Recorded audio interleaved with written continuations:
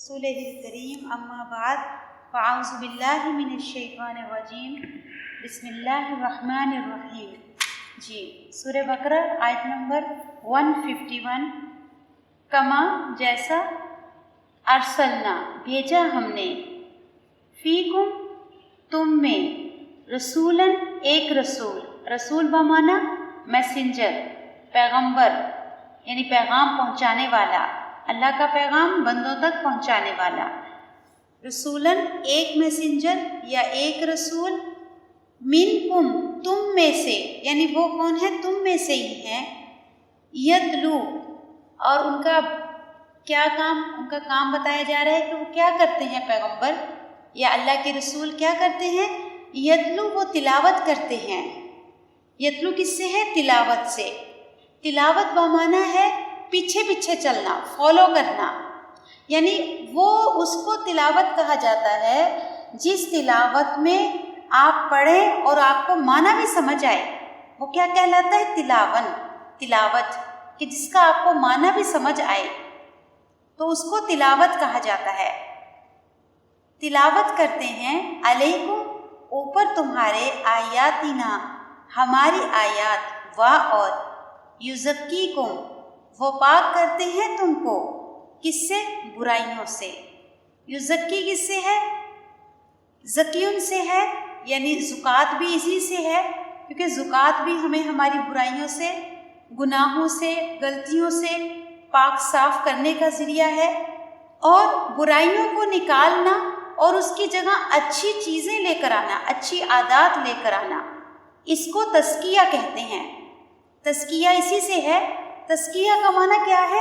کہ برائیاں نکالنا اور اس کی جگہ اچھائیاں پیدا کرنا یا اچھی چیزیں لے کر آنا۔ وَيُزَكِّيكُمْ، وہ پاک کرتا ہے یا برائیاں نکالتا ہے تمہاری۔ وَيُعَلِّمُكُمْ، اور وہ سکھاتا ہے تم کو، علم سے ہے۔ علم کا معنی، علم یعنی سیکھنا، علم حاصل کرنا یا سکھانا۔ اب یہ جو قرآن ہم سیکھ رہے ہیں تفسیر کے ساتھ، یہ بھی کیا ہے؟ علم ہے۔ تو وہ سکھاتا ہے تم کو الکتاب، کتاب کا علم، یعنی قرآن کو معنوں کے ساتھ یا اس کے تفسیر ترجمے کے ساتھ اس کو سمجھانا یا گہرائی میں اس کے معنی تفسیر سمجھانا۔ وَيُعَلِّمُكُمُ الْكِتَابَ، اور وہ سکھاتے ہیں تم کو کتاب، اور الحکمہ، حکمت۔ حکمت کس کو کہا جاتا ہے؟ حکمت کہتے ہیں ایسی باتیں یا ایسے پوائنٹ سے سمجھانا کہ انسان کو عمل کرنا آ جائے یا اس کو عمل کی باتیں سمجھ آنے لگ جائے۔ اور ایک حکمت کا معنی یہ بھی ہے کہ کسی چیز کو اس کے اصلی مقام تک پہنچانا، کسی چیز کو اس کے اصلی مقام تک پہنچانا۔ دیکھیے، جب تک قرآن کو ہم اس طرح سے نہیں پڑھیں گے کہ اس میں سے ہمیں فائدہ مند باتیں اپنے عمل کے لیے نکالنی آ جائیں اور پھر ہمیں عمل کرنا بھی آ جائے، تو جب تک کیا ہے ہمارا یہ قرآن پڑھنا پوری طرح سے ہم مقصد کو نہیں پہنچیں گے۔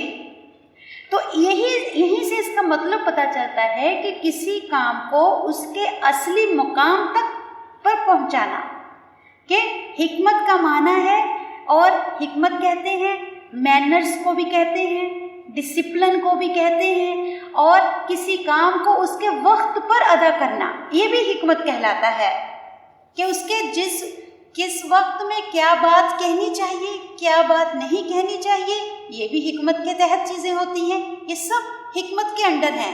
مینرز، ڈسپلن، کسی وقت پر کیا کام کرنا ہے، کیا بات کہنی ہے، اور کسی چیز کو اس کے اصلی مقام پر رکھنا، یہ ہے حکمت۔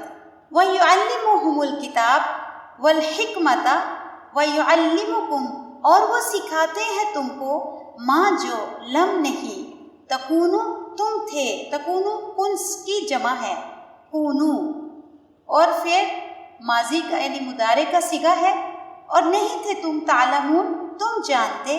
اب یہ آیت جو ہے اس میں ایک تعلیم سکھانے کا طریقہ بتایا جا رہا ہے، کہ تعلیم جس طرح سے رسول اللہ صلی اللہ علیہ وسلم نے ہمیں دی، وہ اس کا طریقہ کیا تھا، وہ کس طرح سے ہمیں انہوں نے تعلیم ہم تک پہنچائی، وہ کن چیزوں پر بیسڈ تھی؟ 4 چیزوں پر بیسڈ تھی ان کی تعلیم سکھانے کا طریقہ بھی پتہ چلتا ہے، اور اس میں سے نمبر 1 کیا ہے، نمبر 2 کیا ہے، نمبر 3 کیا ہے، نمبر 4. تو 4 چیزیں بیسیکلی اس میں بتائی گئی ہیں کہ رسول اللہ صلی اللہ علیہ وسلم نے کس طرح سے ہمیں قرآن کی تعلیم سکھائی، یا پھر اس کے بعد ایک معلم یا ایک استاد کا تعلیم سکھانے کا طریقہ کیا ہونا چاہیے. ایک استاد کو تعلیم سکھانے کے طریقے بتائے جا رہے ہیں، اور اس کو اس کی ٹریننگ دی جا رہی ہے کہ ایک استاد قرآن کی تعلیم دیتے وقت کن کن پوائنٹس کو سامنے رکھ کر تعلیم دے گا. بیسیکلی رسول اللہ صلی اللہ علیہ وسلم کی تعلیم کا طریقہ بتایا جا رہا ہے، سکھایا جا رہا ہے کہ آپ نے کس طرح سے تعلیم سکھائی، قرآن کو کس طرح سے پڑھایا. اور دوسری چیز کہ ہمیں بھی اس چیز سے انسپریشن دلائی جا رہی ہے کہ ایک معلم کو اندر کیا کیا چیزیں ہونی چاہیے، اس کو کس طرح سے قرآن کی تعلیم دینی چاہیے. اس کو خالی قرآن کو رٹا دینا، حافظ بنا دینا، یا قرآن کو خالی لفظوں کو ورڈ ٹو ورڈ اس کو رٹا دینا، کیا اتنا کافی ہے؟ نہیں. اس آیت سے ہم کو پتہ چلے گا کہ قرآن کو کس طرح سے پڑھنا یا پڑھانا چاہیے. جی اب دوبارہ سے دیکھیے اس آیت کو. کما ارسلنا فیکم رسولا، جیسا کہ بھیجا ہم نے آپ میں ایک رسول، تم میں ایک رسول، منکم، تم میں سے ہی، یعنی وہ تمہارے جیسے ہی انسان ہیں، تمہارے جیسے ہی انسانوں میں سے ایک اللہ نے رسول کو پوائنٹ کیا، یعنی ایک میسنجر کو اپوائنٹ کیا گیا تم میں سے ہی، ایسے ہی جیسے کہ تم ایک انسان ہو. یتلو علیکم آیاتنا، اب وہ کیا کرتے ہیں؟ رسول ہوتے ہیں اللہ کے پیغام بندوں تک پہنچانے والے، اس کو رسول کہا جاتا ہے، میسنجر بھی اسی کو کہا جاتا ہے. وہ سب سے پہلے ان کا کیا کام تھا، کیا کیا انہوں نے کہ اللہ کے پیغام کو کس طرح سے ہمارے تک پہنچایا. اس میں سب سے پہلے کیا ہے؟ یتلو علیکم. اس کو نمبر 1 پوائنٹ کر لیجئے، یعنی اس کو ہائی لائٹ کر لیے کہ سب سے پہلا جو کام ہے ایک معلم کا وہ کیا ہے کہ سب سے پہلے وہ اپنے شاگردوں کو تلاوت سکھائے. کیونکہ اگر کسی کو قرآن رٹ گیا، قرآن حفظ ہو گیا، قرآن اس کو بہت اچھا سمجھ آنے لگ گیا، لیکن اس کو تلاوت نہیں آتی کرنی. تلاوت کا معنی کیا ہے؟ پیچھے پیچھے چلنا، کہ آپ کو اس کی تجوید بھی آنی چاہیے، اور اس کے ساتھ ساتھ اس کے معنی بھی پتہ ہونے چاہیے. ان دونوں چیزوں کے بغیر تلاوت کا حق ادا نہیں ہوتا. جب تک کہ آپ کو تجوید یعنی صحیح طریقے سے مخرج کو صحیح ادا کرنا نہ آئے، اور دوسرا اس کے ساتھ ساتھ آپ کو وہ لفظ سمجھ نہ آئے، پتہ نہ ہو کہ ان کا معنی کیا ہے. تو سب سے پہلے ان کی تلاوت کو امپروو کرنا، کہ ان کو تلاوت سمجھ آئے کہ وہ کیا پڑھ رہے ہیں، اس کے معنی صحیح، الف با تا یہ ساری جتنے بھی الفابیٹ ہیں یہ صحیح ادا کرنے آنے چاہیے، اور پھر اس کے ساتھ ساتھ ان کا معنی بھی پتہ ہونا چاہیے. یتلو علیکم آیاتنا، ہماری آیات کو سب سے پہلے وہ تلاوت. وَيُزَكِّيكُمْ، اب نمبر 2 پہ کیا ہے؟ تزکیہ. تزکیۃ النفس کس کو کہتے ہیں؟ نفس کی تزکیہ کرنا یا نفس کی اصلاح کرنا، یہ نمبر 2 پوائنٹ ہے. کہ دوسری چیز اس کے اندر معلم کے اندر کیا آنی چاہیے کہ اپنے شاگردوں کو وہ خالی قرآن پڑھائے ہی نہیں، رٹائے ہی نہیں، بلکہ ان کے اندر سے ان کی برائیوں کو یا ان کی کمیوں کو ان کو نکالنا کس طرح سے ہے وہ بھی پتہ ہونا چاہیے ایک استاد کو. کہ میرے معاشرے میں یا میری سوسائٹی میں یا اس وقت دنیا میں جو حالات ہیں، وہ ماحول ہے، وہ کیا ہیں، اس کے اکارڈنگ قرآن کو کس طرح سے سمجھایا جائے کہ لوگوں کو اپنی کمیاں پتہ چل جائیں کہ ہم کیا کر رہے ہیں، ہم کیا کس طرح سے ہم کو رہنا چاہیے، یا قرآن ہمیں کیا سکھا رہا ہے اور ہم کیا کر رہے ہیں. تو یہ کیا ہے؟ تزکیہ. اب دوسرے معنی میں تزکیہ کس کو کہتے ہیں؟ تزکیہ کہتے ہیں جھاڑ جھنکار کرنا. کیا کرنا؟ جھاڑ جھنکار. جس طرح سے ایک مالی اپنے باغ کو روزانہ صاف ستھرا کرتا ہے کس سے گندے یعنی اس کے اندر جو پتے ہوتے ہیں، جو خراب پتے ہوتے ہیں، یا جو اس کے اندر اس کے گارڈن کے اندر مٹی کے اندر جو بھی فالتو ایکسٹرا چیزیں آ جاتی ہیں، جو پودوں کے ساتھ کچھ بھی دوسری چیزیں اگ جاتی ہیں، ان کو نکالتا ہے، صاف کرتا ہے، چاہے وہ ایک پاٹ ہے چاہے وہ ایک گارڈن ہے۔ ہاں، جب تک آپ اس کی صاف صفائی نہیں کریں گے، اس میں پانی نہیں ڈالیں گے، اس کے اندر سے خراب پتے نہیں نکالیں گے، یا ایسے جو چیزیں ایکسٹرا آ گئی ہیں آپ ان کو نکالیں گے نہیں، اس کی جگہ دوسرے پتے آ نہیں سکیں گے، باغ آپ کا ہرا بھرا نہیں ہو سکے گا۔ تو باغ کو ہرا بھرا کرنے کے لیے جس طرح سے اس کی صاف صفائی ضروری ہے، اسی طرح سے انسان کے اندر خوبیاں یا اچھائیاں، قرآن کی اچھی باتیں آنے کے لیے ان کے اندر سے برائیوں کا نکلنا ضروری ہے۔ اس برائیوں کو اندر سے نکالنا کس طرح سے ہے، اس کو کہا جاتا ہے تزکیۃ النفس، کہ اپنے اندر سے جب تک وہ برائیاں نہیں، ہمیں برائی نہیں پتہ چلے گی کہ برائی کیا ہے اور کیا کیا عمل ہم غلط کر رہے ہیں، تب تک جب تک ہمیں شرک نہیں پتہ چلے گا، ہمیں توحید نہیں پتہ چلے گی، اور اسی طرح سے ہمیں معاشرے میں پھیلی ہوئی برائیاں نہیں پتہ چلیں گی، ہم کس طرح سے اچھائیوں کو اپنا سکتے ہیں، نہیں اپنا سکتے۔ تو اس کو کہتے ہیں تزکیہ، کہ برائیوں کو نکالنا اور اس کے اندر اچھائیاں پیدا کرنا۔ تو یہ کام کس کا ہے؟ ایک معلم کا، استاد کا۔ کہ دوسرا کام کیا بتایا جا رہا ہے جو رسول اللہ صلی اللہ علیہ وسلم نے کیا، اور ایک اچھے استاد یا ایک معلم کو بھی چاہیے کہ وہ بھی اسی طریقے سے اپنے شاگردوں کی تعلیم اور تربیت دے، کہ سب سے پہلے ان کو قرآن کی تلاوت سے ہی تلاوت کرنا سکھائے، اور نمبر 2 پر ان کو برائیوں کی پہچان کرائے کہ دیکھو یہ برائی ہے، یہ بے شرمی ہے، یہ بے حیائی ہے، نماز کو چھوڑنا کیا معنی رکھتا ہے، اسی طرح سے بے پردہ پھرنا کیا اس سے معاشرے میں برائیاں پھیلتی ہیں۔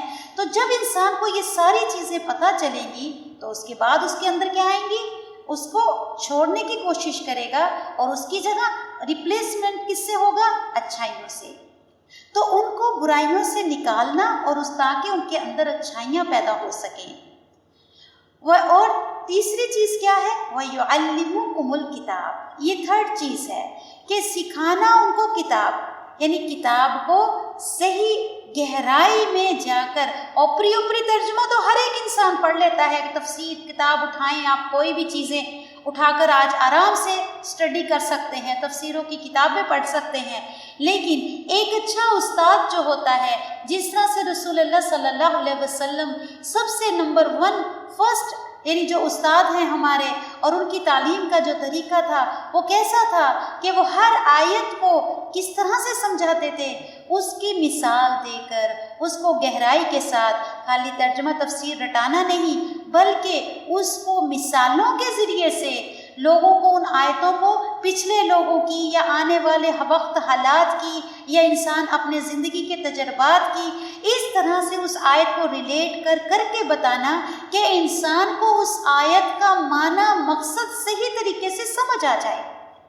اس طرح سے آیتوں کو سمجھانا کہ اس کا معنی مقصد سمجھ آنے لگ جائے، اس کو تعلیم دینا، خالی فرفر پڑھا دینا نہیں یا خالی فٹافٹ تفسیر بتا دینا نہیں، بلکہ گہرائی میں جا کر سمجھانا۔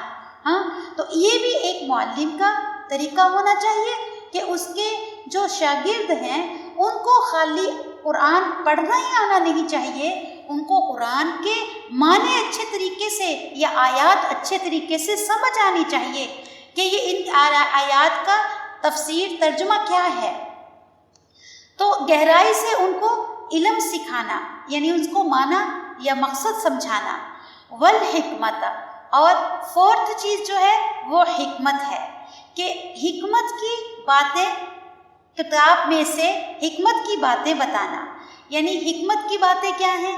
رسول اللہ صلی اللہ علیہ وسلم کی جو زندگی تھی وہ حکمت پر بیسڈ تھی، کہ آپ کے قرآن، اور یہ چیز جو ہے ہمیں اپنے نبی سے ملی ہے کہ آپ صلی اللہ علیہ وسلم کس طرح سے بتاتے تھے کہ کون سے کام کو کس وقت کرنا، یا زندگی میں مینرز، ڈسپلن سلیقہ، یہ سارا کچھ آنا کہ قرآن کے ساتھ ساتھ آپ دین کے کام کر رہی ہیں، پڑھ رہی ہیں، پڑھا رہی ہیں، لیکن اس کے ساتھ ساتھ آپ کو یہ پتہ نہیں کہ قرآن کو کس طرح سے مینیج کرنا ہے، گھر کو کس طرح سے مینیج کرنا ہے، بچوں کو کس طرح سے مینیج کرنا ہے، ہسبینڈ کو کس طرح سے مینیج کرنا ہے، یا آپ نے سوسائٹی کو کس طرح سے مینیج کرنا ہے، یہ آپ کو کچھ نہیں پتہ ہے۔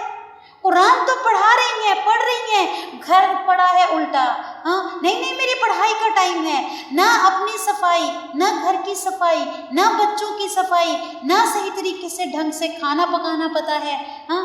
اب جب انسان کو کوئی مینرز ڈسپلن نہیں ہے تو آپ کی اس تعلیم کا کیا فائدہ؟ کون آپ سے خوش ہوگا؟ نہ آپ کا سسرال، نہ آپ کی ساس، نہ آپ کے شوہر، نہ آپ کے بچے، نہ آپ سے لوگ کہیں گے یہ کیا چیز ہے یہ دین یہ سکھاتا ہے کہ گھر الٹا پڑا ہوا ہے اور خود یہ دین کرتے پھر رہی ہے، خود دین کے کام کر رہی ہے، تبلیغ کے کام کر رہی ہے، اس کو یہ نہیں پتا ہے کہ گھر میں میرے بچے بھوکے بیٹھے ہیں، میرے شوہر کو کھانا دینا ہے۔ تو یہ حکمت اسی کو کہتے ہیں کہ ہر کام کو اس کا وقت دینا، پراپر وقت پر جب کام کرنا ہو کام کرنا، جب انسان اس کے بعد میں جب پڑھائی کرنی ہو تو پڑھائی کرنا، اور اس کے لیے بھی انسان کے پورے وقت مقرر ہونا کہ گھر کو بھی کام دے، اپنے آپ کو، اپنی ذات کو بھی کام دے، وقت دے۔ اب بعض لوگ گھر کو بھی وقت دیں گے، بچوں کو بھی وقت دیں گے، سب کو وقت دیں گے، وقت کس کو نہیں دیں گے؟ قرآن کو نہیں دیں گے۔ نہیں جی بچے ہیں، نہیں میری جاب ہے، نہیں گھر کے بہت بڑا گھر ہے، بہت ذمہ داریاں ہیں، لہٰذا قرآن نہیں پڑھ سکتی، بس نماز پڑھ رہی ہوں کافی ہے۔ غلط، دس از رانگ، کیونکہ علم حاصل کرنا بھی، کون سا علم؟ قرآن کا علم حاصل کرنا ہر مرد اور عورت پر واجب ہے، تو اس کو اہمیت نہ دینا۔ اب دوسرا، چلو بعض لوگ قرآن کو بہت اہمیت دیں گے، قرآن کو اہمیت دیں گے، اتنی اہمیت دیں گے کہ ان کو اتنا پتہ نہیں کہ بچوں کو منہ بھی دھلانا ہے، ہاں ان کی یونیفارم بھی پریس کر کے رکھنی ہے، شوہر کو وقت پر کھانا بھی کھلانا ہے، اب کھانا پکا نہیں ہوا ہے، نہیں میرا پڑھائی ہے، مجھے کلاس ہے، اب وہ بیچارہ آیا کھانے کے لیے گھر میں، نہ گھر میں کھانا گرم ہے، نہ کھانا پکا ہوا ہے تازہ، بس ہی فریج میں سے ٹھنڈا نکال کے اس کو رکھ دیا، نہیں مجھے پڑھائی ہے، نہیں مجھے تبلیغ کرنے جانا ہے، آج میرا وہاں پر درس ہے، آج میرا اپوائنٹمنٹ ہے۔ اب گھر تو تمہیں صحیح چلانا نہیں آتا، نہ تو تمہارے گھر والے خوش ہوئے اور نہ تمہارے باہر والے خوش ہوئے۔ لوگوں پر بھی اثر بات جب کرے گی جب آپ کا گھر کا طریقہ سلیقہ صحیح ہوگا۔ جب ایک عورت کو صفائی ستھرائی خود رکھنی نہیں پتا، وہ لوگوں کو تزکیہ سکھائے گی، جس کے منہ میں سے بدبوئیں آ رہی ہیں، کپڑوں میں سے گندی اسمیلیں آ رہی ہیں، گھر میں کوئی سلیقے سے چیز نہیں رکھی ہوئی ہے، کپڑے کہیں پڑے ہوئے ہیں، کچن بکھرا پڑا ہوا ہے، ہم بال بکھرے پڑے ہوئے ہیں، گھر میں سارا سامان بچے ہیں وہ گندے حالت میں ہیں، نہ ان کے کپڑے صاف ہیں، نہ ان کے ہاتھ پیر صاف ہیں، تو وہ عورت کیا کسی کو تزکیہ کر سکے گی؟ ہاں، تزکیہ تو جھاڑ چھنکار ہے، برائیوں کو نکالنا، اچھائیاں پیدا ہونا۔ تو جس عورت کو اپنے اندر کی برائیاں نظر نہیں آ رہی، اپنے گھر کی چیزیں صحیح رکھنی نہیں آ رہی، اپنی اولاد کی صحیح تربیت نہیں کر سک رہی، تو وہ عورت باہر دین کا کام نہیں کر سکتی۔ عورت کو دین کا کام کرنے کے لیے بہت کچھ اس کے اندر سب سے پہلے اپنے اندر آنا ہوگا، اپنے اندر اس کو سب سے پہلے بدلنا ہوگا کہ کس طرح سے اپنے آپ کو، اپنے گھر کو، اپنے بچوں کو، اپنے شوہر کو کس طرح سے مینٹین کرنا ہے۔ اس کے بعد جب وہ دین کا کام کرے گی تو اس کے کام میں اتنی برکت ہوگی کہ اس سے اللہ تعالیٰ بہت کام لے لیں گے۔ کیوں؟ کیونکہ وہ خود ایک ویل مینرڈ، ایک ویل ڈسپلن عورت ہے۔ نہیں تو ایسی عورتوں سے بعض لوگ پناہ مانگتے ہیں، دیندار عورتوں سے، کیوں کہ محلے محلے جا کے دین سکھاتی ہیں، خود ان کو کچھ پتہ نہیں ہے، خود ان کے گھر الٹے پڑے ہوئے ہیں، شوہر عاجز آ جاتے ہیں، تنگ آ جاتے ہیں کہ جب دیکھو عورت دین پہ لگی ہوئی ہے، نہ اس کو سجنا سنورنا پتہ ہے، نہیں جی دین میں بہت سادگی ہے، نہ اس کو کنگھی کرنا پتہ ہے، نہ کوئی اچھی خوشبو لگانا پتہ ہے، تو بیچارہ شوہر دور دور بھاگ کے وہ دوسری عورتوں میں جا کے بیٹھنے یا دوسری انٹرٹینمنٹ پہ، ٹی وی پہ، موبائل پہ، گانوں میں بیٹھے گا، اور عورت ہے جی دین دین دین، یا تو پھر بالکل دین میں چلے جاتی ہے یا پھر بالکل دین سے باہر۔ ہاں، یہ کیا ہے؟ یہ دونوں ہی چیزیں صحیح نہیں، یہ حکمت کے الٹ ہیں۔ حکمت کیا سکھاتی ہے؟ حکمت یہ سکھاتی ہے، حکمت کا معنی یہ ہے کہ کون سی بات اس وقت کرنی، کون سا کام کس وقت کرنا ہے اور کون سے کام کے لیے کیا وقت مقرر کرنا چاہیے، یہ چیزیں حکمت سے انسان کو ملتی ہیں۔ اور یہی چیز ہمارے نبی کو ملی تھی کہ ہر چیز آپ نے ہمیں بہت اچھے طریقے سے سکھائی ہے۔ جس طرح سے نمازوں کے وقت ہیں، یہ دن اور رات کے جو اوقات ہیں، یہ بھی ہمیں کیا سکھاتے ہیں؟ حکمت، کہ کس طرح سے ہر چیز اپنے وقت پر ہو رہی ہے، ٹائم سے ہو رہی ہے، ایک ٹائم لمٹ ہونی چاہیے، ایک وقت مقرر ہونا چاہیے آپ کے کاموں کا۔ اب فون پہ بیٹھے ہیں، فون پہ بیٹھے ہیں، پکانے لگ گئے ہیں، پکانے ہی لگے ہوئے ہیں، آپ کو دوسرا کوئی کام نہیں سوچتا۔ ہاں، بعض عورتیں ایسی ہوتی ہیں، کام جی آج گھر جھاڑنا ہے، اور وہ گھر جھاڑنا ایسا ہوتا ہے کہ جس میں نہ تو صحیح طریقے سے ان کی نمازیں ہوتی ہیں، نہ صحیح طریقے سے کلاسیں ہوتی ہیں، نہ صحیح طریقے سے کھانا پکتا ہے۔ بھائی کام کو ہر وقت کام کو ایسا کرو کہ تمہارا دوسرا کام اس سے اپسیٹ نہ ہو۔ اب تم جو بھی کام کر رہی ہو، تمہاری نمازیں اپسیٹ نہ ہوں، تمہاری قرآن کی تلاوت اپسیٹ نہ ہو، تمہارے نہ تو دنیا کا کوئی کام، اب دنیا میں لگ گئی، دین پیچھے ہے، نہیں جی وہ برادری میں آج یہ ہے، چوتھے دن پر گھر سے باہر نکلی ہوئی ہے، اب اس کی وجہ سے کلاسیں ختم ہو رہی ہیں، کوئی فکر نہیں، کوئی پرواہ نہیں۔ تو یہ کیا ہے؟ یہ ساری چیزیں ڈسپلن کے خلاف ہیں۔ اصل میں ہمارا جو دین ہے یہ ہمیں حکمت سکھاتا ہے کہ کون سے وقت ہمارے وقت مقرر ہونے چاہیے۔ جس طرح سے سورج نکلنے کا ایک وقت، چاند نکلنے کا ایک وقت، رات کا دن کا ایک وقت ہے، ہاں اسی طرح سے نمازوں کے ایک وقت مقرر ہے، اس مقرر وقت سے ہم آگے پیچھے نہیں ٹل سکتے۔ اسی طرح سے ہماری زندگی کا بھی ہر وقت مقرر ہونا چاہیے۔ جب آپ اپنے آپ کو ڈسپلن میں رکھنا سیکھ جائیں گی تو آپ کو دیکھ کر آپ کا گھر، آپ کا ماحول، آپ کی سوسائٹی، ہر انسان ایک خود بخود انسان سدھرنے لگ جائیں گے۔ کیونکہ ایک چلتا پھرتا شخص جو ہے، ایک باعمل شخص جو ہوتا ہے، وہ چلتی پھرتی تبلیغ ہوتا ہے۔ سب سے پہلے اپنے آپ کو چلتی پھرتی تبلیغ بنائیں کہ آپ جس وقت کچن میں گئی ہیں، آپ کا ٹائم کیا ہونا چاہیے، پورا مینیج ہونا چاہیے، آپ کی پلاننگ شروع سے ہونی چاہیے۔ بعض میں نے عورتوں کو دیکھا ہے بیٹھی سوچ رہی ہے، کیا سوچ رہی ہے؟ نہیں پکانا کیا ہے، ہاں یہ کوئی سوچنے کے بعد اس میں وقت کتنا چلا گیا آپ کا۔ بعض پھر فون کر کے پوچھیں تم نے کیا پکایا ہے، اچھا تم نے یہ پکایا ہے، ٹھیک ہے میں بھی یہ پکاتی ہوں۔ اب وہ پکانے گئی، کچن میں وہ چیز نہیں موجود ہے، اب اس سے کیا ہو گیا؟ ٹائم ویسٹ ہو گیا، ٹائم آپ کا ضائع ہو گیا۔ اب آپ کپڑے دھونے لگ گئے ہیں، کپڑے دھوتے دھوتے آپ نکلے، نہیں ابھی میں نے پکاتی ہوں، اب وہ کپڑے وہیں واشنگ مشین پڑی ہے، اب آپ جا کے کچن میں پکانے لگ گئے۔ اب وہ پکاتے پکاتے یاد آیا ارے کپڑے نکالنے ہیں، اب وہ بھی نکالنے لگ گئے، اب ادھر سے کھانا چل گیا، ہاں ادھر سے بچے آ گئے، ادھر سے شوہر آ گیا، اب ادھر سے کلاس کا ٹائم ہو گیا، تو کیا ہو گیا؟ پورا کلیش، پورا جھگڑا اسی وقت شروع ہو گیا۔ تمہاری کلاس نے کٹ کٹ، اس کلاس کو ختم کرو، اس قرآن کو ختم کرو۔ کیا ہوتا ہے؟ جو عورتیں ویل مینرز نہیں ہوتی، جن کو اپنا گھر صحیح مینٹین نہیں کرنا آتا ہوتا، آپ اس گھر میں دیکھیں گے کہ جب بھی جھگڑا ہوگا ان کا دین کو لے کر ہوگا، قرآن کو لے کر ہوگا، اور لاسٹ میں بچے بھی شوہر بھی کیا کہیں گے؟ کلاس ختم کرو، یہ کلاس کی وجہ سے جھگڑا ہے، اس کی وجہ سے تم کھانا چلا دیتی ہو، اس کی وجہ سے تم پراپر کام نہیں کرتی ہو۔ تو لہٰذا ہماری زندگی میں کیا ہونا چاہیے؟ ہر چیز ویل مینر اور ویل ڈسپلن ہونی چاہیے، کہ ہمیں ہر چیز کا وقت پتہ ہونا چاہیے، کون سے وقت میں کیا کرنا ہے۔ یہ پورے ہمارے مائنڈ جو ہے، ہمارا ایک بہت بڑا کمپیوٹر ہے، اتنا بڑا کمپیوٹر ہے کہ دنیا کی کوئی اس کو بیٹری چلا نہیں سکتی ہے، اتنا بڑا کمپیوٹر ہم اپنے سروں پر لے کر پھر رہے ہیں، میرے رب نے ہم کو دیا ہوا ہے، لیکن ہمیں استعمال ہی نہیں کرنا آتا۔ اس کمپیوٹر کا استعمال کب کریں گے؟ جب دنیا سے چلے جائیں گے۔ ہاں یہ کمپیوٹر کو استعمال کر کے ہم بہترین عورت بن سکتے ہیں، کہ ہمیں رات اٹھتے ہی سب سے پہلے ہمارے پورے کام مینرز میں، مینر یا ڈسپلن میں ہونے چاہیے، کہ میں نے کس وقت میں کیا کرنا ہے۔ جس عورتوں کا کوئی مینرز یا ڈسپلن نہیں ہوتا کس وقت کیا کرنا ہے، تو وہ ایک کرتی ہیں ایک چھوڑتی ہیں، ایک چھوڑیں گی ایک پکڑیں گی۔ اب فرض پڑھ لیے، نفل چلے گئے، نفل پڑھ لیے، قرآن چلا گیا، قرآن پڑھ لیا، हिफ्ज़ चला गया, हिफ्ज़ कर लिया, दुआएं छूट गई, हाय हाय मुझे तो वक्त ही नहीं मिला, अरे फटाफट कुरान लेके आओ, रिकॉर्डिंग करनी है। ये किस तरह से ऐसे वेल मैनर, ये मैनर सही नहीं है।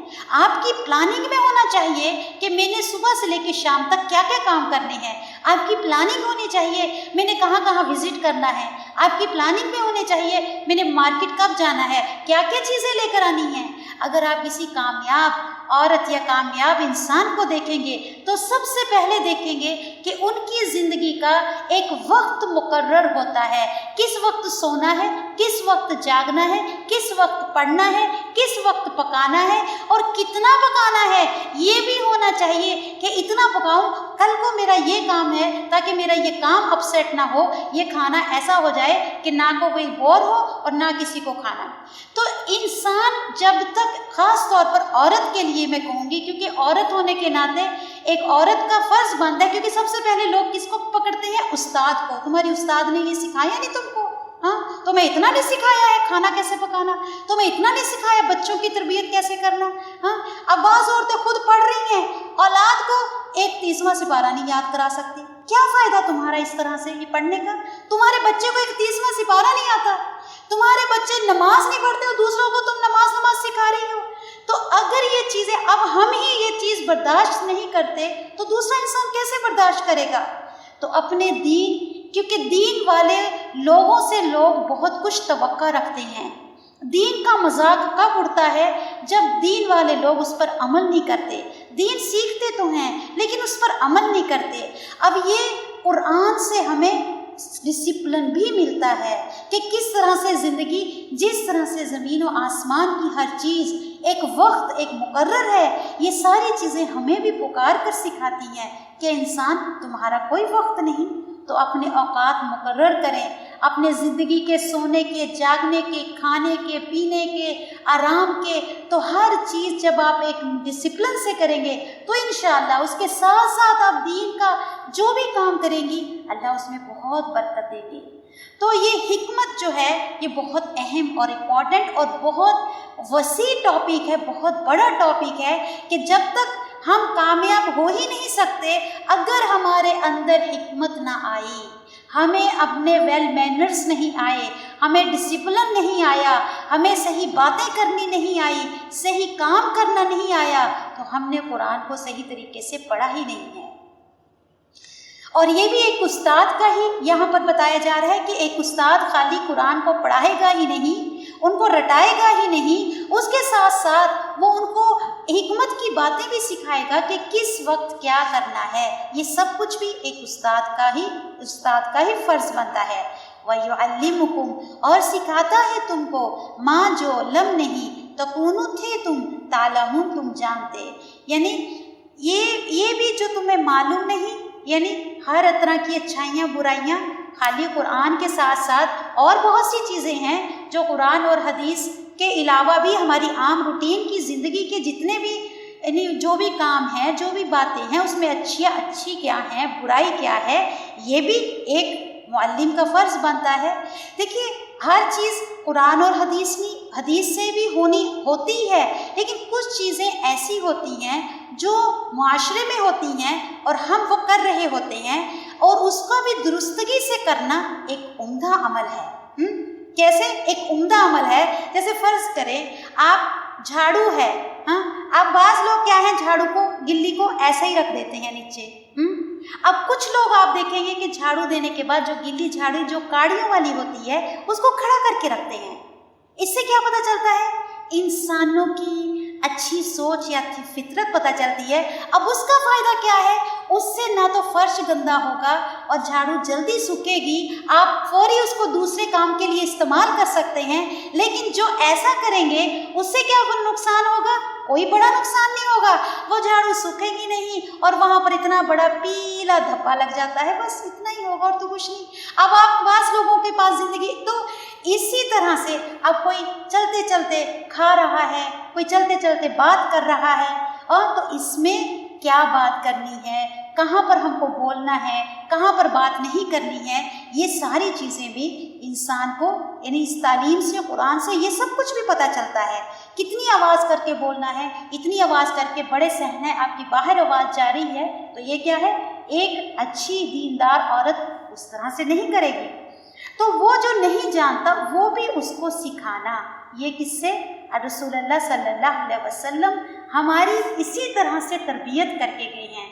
اب ہمارے معلم جو ہیں انہوں نے تو ہماری اس طرح سے تربیت کی ہے، اس طرح سے ہمیں قرآن سکھایا، اور اس کے بدلے میں اس کے بعد جو صحابہ کرام تھے، دیکھیں پھر کیسے ہیرے نکلے، وہ نکلے کیسے، ان کے اندر چمک، شائننگ پیدا ہوئی، ساری دنیا کے لیے وہ ہیرو ہیں۔ کیوں؟ استاد نے ان کے اوپر کام اس طرح سے کیا جس طرح سے اللہ نے ان کو بتایا، اس کے بعد پھر کس طرح سے پوری دنیا میں دین پھیلا، ان سے آگے کا آگے۔ اسی طرح سے اگر آج بھی ہم قرآن کو اسی طرح سے پڑھیں گے اور آگے پڑھائیں گے جس طرح سے ہمارے رسول اللہ صلی اللہ علیہ وسلم ہمیں سکھا کر گئے ہیں، جو جو چیزیں ہمیں بتا کر گئے ہیں کہ تعلیم کس طرح سے حاصل کرنی ہے، اسی طرح سے ہم عمل کریں گے، اسی طرح سے آگے سکھائیں گے، تو اسی طرح سے پھر ایسے سٹار، ایسے لوگ پیدا ہوں گے، ایسے لوگ نکھر کر سامنے آئیں گے جو ایک شخص 10 پر بھاری ہو جائے گا۔ اس کا مول پھر اتنا لگتا ہے کہ ایک شخص 10 پر بھاری اور 100,000 پر بھاری ہو جاتے ہیں جو صحیح اور باعمل لوگ ہوتے ہیں۔ تو یہاں پر یہ معلم جو 4 چیزیں بتائی گئی ہیں ان کو پوائنٹ آؤٹ کر لیجئے کہ سب سے پہلے قرآن کی سکھانے کے لیے سب سے پہلے تلاوت، یتلو علیکم آیاتنا۔ نمبر 2 وَيُزَكِّيكُمْ یعنی برائیوں کو نکالنا، تزکیہ کرنا۔ نمبر 3 ہے وَيُعَلِّمُكُمُ الْحِكْمَةَ حکمت کی باتیں بتانا، یعنی ان کو مینرز، ڈسپلن، کون سا کام کس وقت کرنا ہے، یہ ساری چیزیں صحیح وقت، صحیح مقام پر ڈیسیزن لینا، فیصلے لینا، یہ بھی حکمت میں آتے ہیں۔ صحیح فیصلے لینا، صحیح ڈیسیزن کرنا، یہ سب کچھ حکمت کے تحت ہوتا ہے۔ اور وَيُعَلِّمُكُمْ مَا لَمْ تَكُونُوا تَعْلَمُونَ اور وہ ساری باتیں بھی جو نہ تو حرام ہے نہ حلال ہے، لیکن اگر ہم کریں گے تو اس میں ہمارا فائدہ ہے۔ حرام حلال تو نہیں ہے لیکن اگر کریں گے تو فائدہ ہے۔ جس طرح سے میں نے آپ کو بھی بتایا کہ چھوٹے چھوٹے دین کی باتیں یا گھروں کی باتیں جس ٹائم ہم کرتے ہیں کچھ کام تو اس میں کوئی چیزیں حرام حلال نہیں ہوتی، لیکن اگر ہم صحیح طور پر کرتے ہیں اس کا دوسروں کو فائدہ ہو جاتا ہے۔ جیسے فرض کے طور پر اب واش روم سے جب آپ نہا کر نکلتے ہیں، اب کوئی واش روم میں فلش نہیں کر کے آتا، یا سمجھ لیں کوئی وائپر نہیں مارتا، یا پھر آپ جو ہم نہاتے ہیں تو جسم سے صابن اٹھتی ہے نا، دیواروں پر لگتی ہے نا، اب کوئی انسان ایک ڈبہ مار کے، پانی مار کے، اس کے بعد وائپر مار کے آتا ہے، وہ کیا ہے؟ اس کو کیا کہیں گے؟ معروف بات، بھلی بات ہے، وہ کوئی حرام نہیں حلال نہیں ہے، لیکن کیونکہ وہ کام حکمت کے تحت کیا گیا ہے کہ یہ ایک اچھے ڈسپلن میں آتا ہے کہ آپ چاہے اپنا واش روم ہے چاہے کسی کا واش روم ہے، لیکن آپ کی اگر یہ ہیبٹ ہے تو آپ ایک اچھے انسان کی پہچان ہے کہ آپ وہاں پر تھوڑا سا پانی مار کے، تھوڑا سا وائپر ماریں گے اور ہمیشہ اپنے یعنی کموڈ ہے یا فلش ہے اس کو صاف ستھرا کر کے اتریں گے۔ اب دوسرے انسان کو کتنی اچھا بھلا معلوم ہوتا ہے۔ اب اگر کوئی تیسرے آپ کسی کے گھر میں جا کے یا کسی مدرسے میں جا کے ایسا کر کے نکلیں گے تو کیا کہیں گے؟ ہائے ہائے ہائے کیسے گندے مدرسے، ان کو اتنا بھی پتہ نہیں ہے کہ واش روم سے نکلتے ہیں کا۔ تو امت وسط کب تک نہیں بن سکتے ہیں ہم، یا وہ کام انجام نہیں دے سکتے ہیں جو اللہ سبحانہ و تعالیٰ نے ہمیں کرنے کے لیے کہا گیا ہے کہ تم اللہ کا پیغام آگے بندوں تک پہنچاؤ، اور یوم الحساب کے دن اللہ سبحانہ و تعالیٰ تمہیں گواہی کے لیے اٹھائیں گے، تمہاری گواہی لی جائے گی۔ تو ان کاموں کو کس طریقے سے کرنا ہے اس کا یہاں پر طریقہ بتایا جا رہا ہے کہ کس طرح سے اس امت وسط بننے کے لیے، اس رول کو ادا کرنے کے لیے سب سے پہلے تمہیں کیا کیا کرنا ہوگا۔ تو وہ پوری لسٹ یہاں پر کاموں کی بتائی گئی ہے کہ سب سے پہلے قرآن کی تلاوت، اور وہ بھی صحیح تلاوت، اور اس کے بعد میں برائیوں کا نکالنا، تزکیہ نفس، اپنے آپ کی اصلاح۔ آپ امت وسط کا کام ادا نہیں کر سکتے آپ آگے قرآن کو، دین کو پہنچا نہیں سکتے جب تک کہ خود ہمارے اندر سے برائیاں نکلی نہیں ہوں گی۔ اور پھر قرآن کے اچھے سے سمجھنا، گہرائی سے سمجھنا، اور اس میں سمجھ کر اس میں سے حکمت کی باتیں نکالنا، اپنے فائدے کی اور اپنے عمل کی چیزوں کو نکال کر اس کو عمل کرنا، اپنے اندر ڈسپلن لے کر آنا، مینرز لے کر آنا۔ اگر کوئی انسان قرآن پڑھ لیتا ہے اور اس کے اندر ڈسپلنس نہیں آتے، اس کے اندر حکمت نہیں آتی، تو پھر اس نے قرآن کو صحیح طریقے سے پڑھا ہی نہیں ہے۔ نہ اس کے اندر بات کرنے کا طریقہ، نہ اس کے اندر کام کرنے کا سلیقہ، نہ اس کے اندر کسی میں 4 لوگوں میں بیٹھنے کا سلیقہ، نہ اس کو کھانا بنانے کا سلیقہ۔ تو اس کا یعنی قرآن ہماری تربیت جو ہے دین کے اندر ہی نہیں کرتا، یا ہمارے نبی ہماری تربیت خالی عبادات میں نہیں کر کے گئے کہ کیا کس طرح کرنا ہے، بلکہ دنیا میں کس طرح سے ہمیں سروائیو کرنا ہے، کس طرح سے ہمیں اپنے گھر میں رہنا ہے، کس طرح سے ہمیں سوسائٹی میں سروائیو کرنا ہے، وہ سارا کچھ ہمیں ہمارے پیغمبر سکھا کر گئے ہیں۔ اور اسی کا نام حکمت ہے، کس طرح سے رہنا ہے معاشرے میں، سوسائٹی میں، گھر میں۔ اور یہ ساری چیزیں ہمیں قرآن سے ملتی ہیں، ہمیں رسول اللہ صلی اللہ علیہ وسلم، حکمت کی باتیں رسول اللہ صلی اللہ علیہ وسلم کی زندگی سے ملتی ہیں۔ سب سے بیسٹ حکمت کیسے ملتی ہے کہ رسول اللہ صلی اللہ علیہ وسلم کی زندگی کو پڑھیے، اس میں آپ کو ان کے وقت، جس وقت وہ نبوت بھی نہیں ملی تھی، اس وقت سے لے کر قرآن کے نازل ہونے کے بعد تک کی آپ کی پوری زندگی کے ہر عمل سے کیا پتہ چلے گا، زندگی کو کس طرح سے گزارنا چاہیے، حکمت کی باتیں پتہ چلیں گی، کیسے تربیت کرنی ہے، کس طرح سے زندگی گزارنی ہے۔ تو یہ ساری حکمت کی باتیں سیکھنا، اور اس کے ساتھ ساتھ انسان کو ہر وہ عمل کرنا، چاہے وہ حرام بھی نہیں ہے، حلال بھی نہیں، کوئی حرج بھی نہیں، لیکن اس کا بھی اس کو پتہ ہونا چاہیے کہ ہر کام کی کیا لمٹ ہے، کس طرح سے کرنا ہے۔ تو امت وسط بہترین کب بنے گی؟ جب یہ کام کرے گی، اس طرح سے اس قرآن کو پڑھ کے، سیکھ کے اور عمل کرے گی، پھر ہی وہ لوگوں کے لیے برج کا کام، یعنی برج بنے گی کہ اللہ کا پیغام بندوں کو پہنچانے والی بن سکے گی۔ جب وہ اس طرح سے اس قرآن کو سیکھے گی اور اپنی ذمہ داریوں کو صحیح طور سے ادا کرے گی، تو ہی آگے اس ذمہ داری کو پہنچانے والی بن سکے گی۔ اگر کوئی شخص اپنی ذمہ داریوں کو ہی صحیح سے ادا نہیں کرتا، نہ قرآن کی تلاوت صحیح ہے، نہ قرآن پڑھنا صحیح آتا ہے، نہ قرآن سمجھ صحیح آتا ہے، نہ ہی اچھائی برائی پتہ ہے، نہ ہی کوئی اس کو حکمت کی باتیں پتہ ہیں، تو پھر وہ انسان ایک اچھا معاشرہ قائم کیسے کر سکتا ہے، وہ لوگوں کی اصلاح کیسے کر سکتا ہے جب انسان اپنی ہی اصلاح نہ کر سکتا؟ تو سب سے پہلے ہمیں اپنی باغیں کھینچنا ہے، اپنے اوپر قرآن کے ہر اصول کو لاگو کرنا ہے، پھر اس کے بعد جب آپ آگے جاتے جائیں گے، اللہ تعالیٰ آپ کو آگے کا آگے سکھاتے جائیں گے۔ جی، اب اس چیز کو تھوڑا سا ایک یہاں پر میں انشاءاللہ تعالیٰ آپ کو اس کے بارے میں بتاتی ہوں کہ حکمت، ایک چھوٹے چھوٹے سے پوائنٹ لکھ لیجئے کہ حکمت کیا ہوتی ہے۔ صحیح وقت پر صحیح فیصلہ کرنا، کس وقت پر کیا کرنا چاہیے اور کیا کہنا چاہیے، کیا نہیں کہنا چاہیے، یہ سب حکمت پر بیسڈ ہیں باتیں، یہ سب کا پتہ ہونا، اس کو حکمت کہا جاتا ہے۔ اور جس طرح سے یزکیکم، تزکیہ کس طرح سے ہوتا ہے، یا تزکیہ کس کو کہتے ہیں، تزکیہ کس کو کہا جاتا ہے، یا آپ صلی اللہ علیہ وسلم نے کس طرح سے اصحابہ اکرام کا تزکیہ کیا کہ کس طرح سے ان کے اندر برائیاں تھے، رسم و رواج تھے، کس طرح سے ان کا رہن سہن تھا، ان سب کو کس طرح سے آپ صلی اللہ علیہ وسلم نے اچھائیوں میں تبدیل کیا، کہ اصحابہ اکرام کی زندگیاں کیسی تھی، کہاں کھڑے تھے وہ، کتنی جہالت کے دور میں کھڑے تھے، کیسے ان کے گفتگویں تھے، کیسے ان کے رہن سہن تھے، کیسی ان کی عادات تھی، ان سب کو آپ نے بدل کر ایک ہیرے بنا دیا، کس طرح سے ان کو بدلا، تو اس کو تزکیہ کہتے ہیں۔ سب سے پہلے تزکیہ خود کا، اور اس کے بعد میں جب انسان خود کا تزکیہ کر لیتا ہے، اپنے اندر سے اپنے نفس کی برائیوں کو، اپنے آپ کی برائیوں کو نکال دیتا ہے، تو پھر آگے چل کے وہ دوسرے کو سکھانے والا بن جاتا ہے۔ اور اسی کو اللہ سبحانہ تعالیٰ نے امت وسطیٰ کہا ہے کہ اللہ تعالیٰ چاہتے ہیں کہ ہم میں سے ایک ایک انسان کیا بنے؟ بہترین شخص بنے۔ اور وہ کس طرح سے بن سکتا ہے؟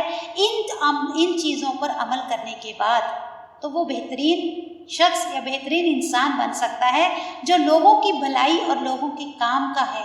ایک ایک شخص ہم میں سے لوگوں کی بھلائی اور لوگوں کے کام کا بن سکتا ہے، اور اسی ڈیوٹی کو ادا کرنے کے لیے اللہ تعالیٰ نے ہمیں اس دنیا پر بھیجا ہے۔ تو اس بات کو ہم نے بہت اہمیت دینی ہے، ان چاروں کاموں کو خاص طور پہ حکمت کی اپنے زندگی میں لے کر آنا، اور اپنے آپ کی اصلاح کرنا، اب تزکیۃ النفس کرنا، اس کو اپنی زندگی میں خاص طور پر لے کر آنا ہے، تو ہی ہم امت کے لیے یا آگے لوگوں کے لیے خیر اور بھلائی کا کام کرنے والے، لوگوں کو آگے اصلاح کرنے والے بن سکیں گے۔ اگر یہ خود اپنے آپ پر نہیں کر سکے تو ہم کسی کو بھی کچھ نہیں دے سکیں گے، کسی کے لیے کوئی فائدے کے نہیں بن سکیں گے، کیونکہ معاشرہ یا ماحول خالی تبلیغ یا درس سے نہیں بدلتا جب تک کہ اس میں اس کے مطابق عمل کرنے والے لوگ نہ ہوں۔ اسکالر بن کر یا تبلیغ یا درس کر کر کوئی معاشرہ نہیں بدل سکتا جب تک کہ اس میں عمل کرنے والے لوگ نہ ہوں۔ اور تزکیہ، ایک تھوڑی سی ڈیفینیشن اس میں یہ بھی لکھ لیں کہ تزکیہ کہتے ہیں اپنے آپ کو چمکانا، اپنے آپ کو نکھارنا، اپنے آپ کو چمکانا، ایسا چمکانا کہ اس میں آپ صلی اللہ علیہ وسلم کا عکس نظر آئے، یعنی ہماری زندگی ایسی ہو جائے کہ رسول اللہ صلی اللہ علیہ وسلم کا عکس جیسے شیشے پر پڑتا ہے نا، کوئی عکس چھایا کو کہتے ہیں نا، تو اس کی چھایا بن جائیں ہم، کہ رسول اللہ صلی اللہ علیہ وسلم کو ہم نے دیکھا نہیں، یا آنے والے لوگ ہیں جو انہوں نے دیکھا نہیں، لیکن ہمارے عادات، ہماری فطرت، ہماری زبان، ہمارے اخلاق ایسے ہو جائیں ہمارے کہ جس کے اوپر رسول اللہ صلی اللہ علیہ وسلم کی جھلک پڑے، کہ ایک عام انسان، ایک مسلمان ایسا ہے، وہ جو قرآن کو پڑھ لیتا ہے وہ ایسا ہے، قرآن پڑھنے والے ایسے ہیں، تو ان کے پیغمبر کیسے ہوں گے یا ان کی کتاب کیسی ہوگی، کہ اس طرح لوگوں کو وہ ہو جائے کہ ان کے پیغمبر کیسے ہوں گے، ان کی اتنی تعلیمات کا اثر اتنے سالوں کے بعد لوگوں کے اوپر ہے کہ جب وہ قرآن پڑھ لیتے ہیں تو وہ کیا ہے، ایک کا عکس ہی بدل جاتا ہے، کہ وہ انسان ہی نہیں رہتے جو انسان پہلے تھے۔ تو ہمارے اندر کس کا عکس آ جائے؟ رسول اللہ صلی اللہ علیہ وسلم کی، ہم چھایا کے جیسا بن جائیں، ایسے ہمارے عمل ہو جائیں، اتنا اپنے آپ کو چمکانا اور نکھارنا کہ رسول اللہ صلی اللہ علیہ وسلم کا اخلاق ہمارے اندر آ جائے یا اس کی جھلک ہمارے اندر پیدا ہو جائے۔ اور جب تک تزکیہ نہیں کریں گے ہماری اصلاح نہیں ہو سکتی۔ اور تزکیہ جو ہے یہ ایک وقت کا کام نہیں بلکہ ہمیشہ کرتے رہنے کا کام ہے۔ تزکیہ ایک وقت میں نہیں ہوتا بلکہ ہمیشہ کرتے رہنے کا کام ہے۔ برتنوں کو ایک بار دھو کے کافی ہو جاتا ہے؟ کتنا دھوتے ہیں؟ دن میں 10 بار 50 بار دھویا جاتا ہے۔ تو اسی کا نام تزکیہ ہے کہ اس طرح سے اپنے آپ کے اندر سے برائیوں کو، برے خیالات کو، ہر برائی کو، آنکھوں سے ہے، کانوں سے ہے، دماغ سے ہے، اس کو رگڑ رگڑ کے نکالتے جانا۔ یعنی تزکیہ کا کام ایک وقت نہیں ہوتا بلکہ ہر وقت 24 گھنٹے کرتے رہنے کا کام ہے۔ یہ ایسا نہیں کہہ سکتا کوئی انسان کہ میرا تو تزکیہ ہو گیا، میں تو بالکل صاف ستھرا ہوں، اب مجھ سے کوئی گناہ نہیں ہو سکتا، غلطی نہیں ہو سکتی۔ نہیں، انسان ہونے کے ناطے ہم سے یہ ہونا لازم ہے، لہٰذا تزکیہ بھی کیا ہے؟ ہر وقت کرتے رہنے کا کام ہے، ہر وقت اپنی اصلاح کرتے رہنا ہے، اپنے اندر دیکھتے رہنا ہے، کیونکہ ہمیں اس سے فرصت ہی نہیں ملتی کہ لوگوں کی برائیاں ہم نہ چھانٹیں۔ ہم تو لوگوں پر ہی نظر رکھتے رہتے ہیں، وہ فلانا ایسا ہے، وہ یہ کرتا ہے، تو ہم اپنا تزکیہ کیا کریں گے؟ اپنا تزکیہ تو جب کریں گے جب ہم اپنا آئینہ دیکھ کر اپنی غلطیوں کو پہچانیں گے، اب ہم نے قرآن کو آئینہ اللہ نے دکھا دیا، اب اس آئینے میں دیکھ کر اپنی اصلاح کرو، اپنے آپ کو دیکھو کہ تم کہاں کھڑے ہو۔ رسول اللہ صلی اللہ علیہ وسلم کی حدیثوں کے ذریعے سے، ان کے قول افعال کے ذریعے سے اپنی اصلاح کرو کہ میں کہاں کھڑی ہوں۔ ہمارے نبی تو ایسا کرتے تھے، صحابہ اکرام ایسا کرتے تھے، میں کیا کر رہی ہوں؟ تو یہ اصلاح جو ہے ساری زندگی کا کام ہے، تزکیہ ساری زندگی کرنے والا کام ہے، یہ وقتاً وقتی کام نہیں ہے۔ 151 فاذکرونی، بس یاد کرو مجھے، اذکرکم، میں یاد کروں گا تم کو، واشکرو، اور شکر کرو، لی، میرے لیے، ولا، اور نہ، تکفرون، تم ناشکری کرو۔ یعنی جب تمہیں نعمتیں مل جائیں، جب نعمت مل جائے تو پھر کیا کرنا ہے؟ جب یہ قرآن کی نعمت مل جائے، قرآن انسان کو سمجھ آنے لگ جائے، اس کی زندگی بدلنے لگ جائے، اس کے اندر اصلاح ہو جائے، اس کے اندر حکمت پیدا ہو جائے، تو کیا کرنا ہے؟ اللہ کا شکر ادا کرنا ہے، اکڑنا نہیں ہے، غرور تکبر نہیں لے کر آنا۔ تو کیا کرنا ہے؟ جب تمہیں اللہ کی نعمتیں نصیب ہو جائیں، یعنی اسلام کی، فہم کی، قرآن کی، سمجھ کی، اصلاح کی، تو یہ باتیں جب تمہیں سمجھ آنے لگ جائیں، تمہاری زندگی کا عمل بدلنے لگ جائے، تو پھر کیا کرو؟ اللہ کا شکر کرو، اللہ کا ذکر کرو، اور اللہ کو یاد کرو۔ کیوں؟ کہیں میں اپنی بڑائی میں نہ پڑ جاؤں۔ دیکھو میں بعض لوگ ہوتے ہیں نا، تو کیا کرنے لگ جاتے ہیں؟ اپنی تعریفیں خود اپنے منہ میاں مٹھو، میں ایسی تھی تو ایسا ہو گیا، میں گھر ایسا صاف کرتی ہوں، میں یہ کام ایسا کرتی ہوں۔ اللہ فرما رہے ہیں جب تمہیں قرآن کی نعمت، اسلام کی نعمت، دین کی نعمت یا کوئی بھی تمہیں نعمت ملتی ہے تو پھر کیا کرو؟ اللہ کا ذکر کرو اور زیادہ اللہ کی بڑائی بیان کرو، یعنی خود بھی کرو اور لوگوں میں بھی اللہ کی بڑائی بیان کرو۔ لوگوں کو بھی بتاؤ کہ دیکھو مجھے تو کچھ نہیں پتا تھا، مجھے تو اس قرآن نے بدل دیا، یہ قرآن ایسا میریکل ہے، تم بھی آؤ قرآن کی طرف۔ تو خود بھی قرآن سے فائدہ اٹھایا تم نے، جس سے تمہاری زندگی بدلی، تو لوگوں کو بھی اللہ کا ذکر، اللہ کی باتیں بتاؤ تاکہ لوگ بھی قرآن کی طرف آئیں۔ فاذکرونی، بس یاد کرو مجھے، اذکرکم، میں یاد کروں گا تمہیں۔ تو اس کا نعمت، اس کا اللہ کی یاد، اللہ کے ذکر کا بدلہ کیا ملتا ہے کہ اللہ سبحانہ و تعالیٰ جب کوئی انسان اللہ کو یاد کرتا ہے اپنے دل میں، اللہ بھی اسے یاد کرتے ہیں اپنے دل میں۔ لیکن جب کوئی انسان اللہ کا ذکر کرتا ہے کسی محفل میں، کسی سوسائٹی میں بیٹھ کر یا چار لوگوں میں بیٹھ کر، تو اللہ سبحانہ و تعالیٰ اس کا ذکر کرتے ہیں فرشتوں کی محفل میں۔ تو یہ فرشتوں کی محفلیں اپنے گھروں میں، اپنے گھر کو فرشتوں کی محفل بناؤ، اپنے دل کو اللہ کی یاد سے سجاؤ کہ جب تنہا ہو تو اللہ کا خوب ذکر کرو۔ لیکن جب لوگوں میں بیٹھو وہاں بھی کوشش کرو کہ وہاں بھی بیٹھ کر اللہ کی باتیں، اچھی اچھی باتیں بتاؤ کہ جس سے تمہیں فائدہ ملا ہے لوگوں کو بھی فائدہ ملے۔ فاذکرونی اذکرکم واشکروا لی، اور شکر کرو میرے لیے، یعنی اللہ ہی کا شکر کرو۔ کسی بھی نعمت کے مل جانے پر انسان کو کیا کرنا چاہیے؟ سب سے پہلے 2 نفل یعنی ایک سجدہ شکر کا ادا اللہ کے سامنے کرنا چاہیے۔ اگر سجدہ بھی ادا کر سکتے ہیں اور زبان سے بھی شکر ادا کر سکتے ہیں، عمل سے بھی شکر ادا کر سکتے ہیں، تو اللہ کا شکر ادا کرنا چاہیے، زبان سے بھی، عمل سے بھی، اور لوگوں میں اللہ کی بات بیان کر کر بھی۔ یہ بھی کیا ہے؟ اللہ کا شکر ہی ہے، یعنی چلتے پھرتے بھی، ہاتھ اٹھا کر بھی اللہ کا شکر۔ اسلام کی نعمت مل گئی، نمازیں ہو گئی، قرآن ہو گیا، الحمدللہ۔ سجدہ بھی کرو، اللہ کے آگے جھکو ہر نماز پر، اللہ تیرا شکر ہے آج میری پوری عبادتیں ہو گئی، یا آج آپ نے مجھے اتنی مہلت دے دی کہ آج میں نے یہ دین کے کام کیے، فوری اللہ کے آگے ایک سجدہ کر کے سو۔ اور اسی طرح سے جب بھی کوئی نعمت ملے اللہ کے آگے جھک جاؤ۔ یہ شکر کا سجدہ اللہ کو بہت پسند ہے۔ وہ سجدہ کیسا ہوتا ہے کہ اس میں کوئی کنڈیشن نہیں ہے، کوئی وضو کی کنڈیشن نہیں، کوئی قبلے کی کنڈیشن نہیں، کہ جب تمہیں کوئی خوشی ملے یا جب تمہیں کوئی دل تمہارا خوش ہو جائے فوری اللہ کے سامنے جھک جاؤ۔ اب اس میں جو چاہے تم مانگو، یا جو چاہے اس میں تم پڑھو، یا جو چاہے تم اللہ سے باتیں کرو۔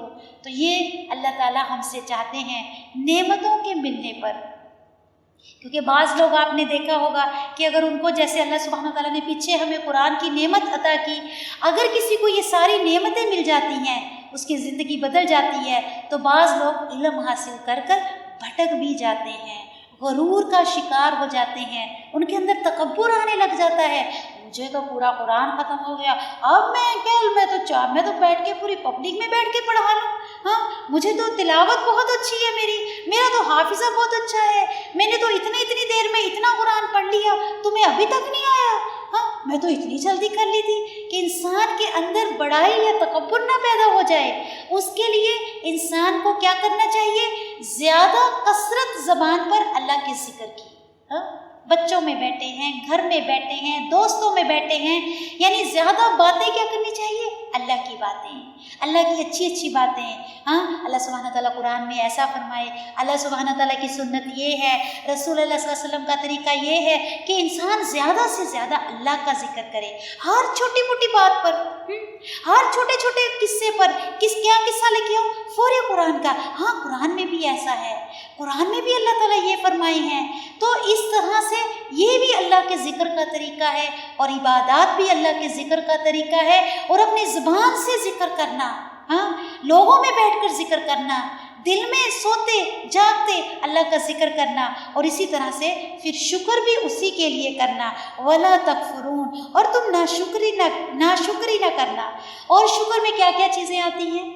شکر میں یہ بھی آتا ہے کہ انسان ہر وہ عمل کرے جو اللہ پسند کرتے ہیں، اور ہر اس عمل سے بچے جس کو اللہ پسند نہیں کرتے، کیونکہ بعض وقت ہم زبان سے تو بہت شکر کر لیتے ہیں، لیکن عمل ہمارا ساتھ نہیں ہوتا، عمل وہ کر نہیں رہے ہوتے۔ تو شکر میں یہ بھی چیز آتی ہے کہ انسان ہر وہ عمل کرے جس کو اللہ پسند کرتے ہیں، چاہے وہ مجھے اچھا لگے یا نہ لگے، ہاں چاہے میرا دل چاہے نہ چاہے، لیکن وہ عمل کرنا ہے۔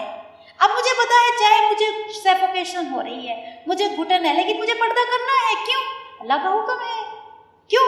اللہ کا حکم ہے، مجھے کرنا ہے، چاہے ہمارے نفس پر کوئی چیز بھاری ہی کیوں نہ ہو، لیکن ہم اس کو اس لیے کرنا ہے کہ اللہ کا حکم ہے، تو پھر کیا ہے یہ شکر ہے۔ تو شکر ہر اس کام کو کرنا جس کو اللہ پسند کرتے ہیں، اور ہر اس کام کو چھوڑ دینا جس کو اللہ ناپسند کرتے ہیں، تو یہ بھی شکر میں آتا ہے۔ یعنی زبان سے ہی شکر کافی نہیں، انسان کو اپنے عمل سے بھی شکر ادا کرنا چاہیے۔ زبان سے شکر کافی نہیں، انسان کو اپنے عمل سے بھی شکر ادا کرنا چاہیے۔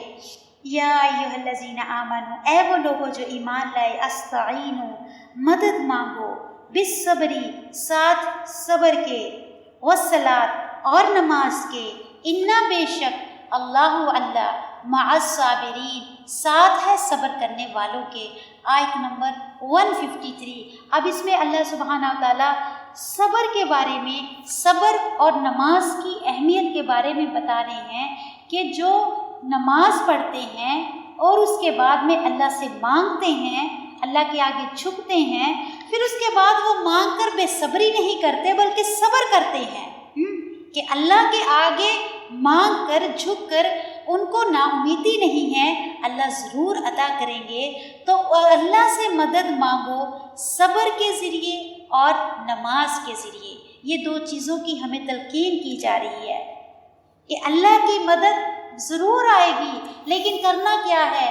اللہ سے آگے جھکنا ہے، ہاں نماز کیا ہے؟ اللہ کی عاجزی اختیار کرنا ہے، اللہ کے آگے جھکنا ہے، اللہ سے مانگنا ہے، اور اس کے بعد کیا کرنا ہے؟ صبر کرنا ہے، مانگ کر بھی صبر کرنا ہے اللہ سے، اور دنیا کی باتوں پر بھی یا تکلیف دہ باتوں پر بھی کیا ہے؟ صبر کرنا ہے، کہ اللہ سبحانہ و تعالیٰ ضرور سننے والے ہیں، ایک نہ ایک دن اللہ تعالیٰ میری ہر حاجت کو پورا کر دیں گے۔ تو نماز اور صبر کے ذریعے اے مومنو مدد مانگو اللہ کی۔ ان اللہ مع الصابرین، بے شک اللہ تعالیٰ صبر کرنے والوں کے ساتھ ہیں۔ ہاں کس کے ساتھ کہا گیا ہے؟ جو مانگ کر اللہ سے صبر کرتے ہیں۔ اب اس میں ایک معنی یہ ورڈ یہ سمجھنے والا ہے صبر۔ صبر کس کو کہتے ہیں؟ اس کا معنی کیا ہے؟ صبر کہتے ہیں قابو پانا، روک لینا، اپنے جذبات کو پی جانا۔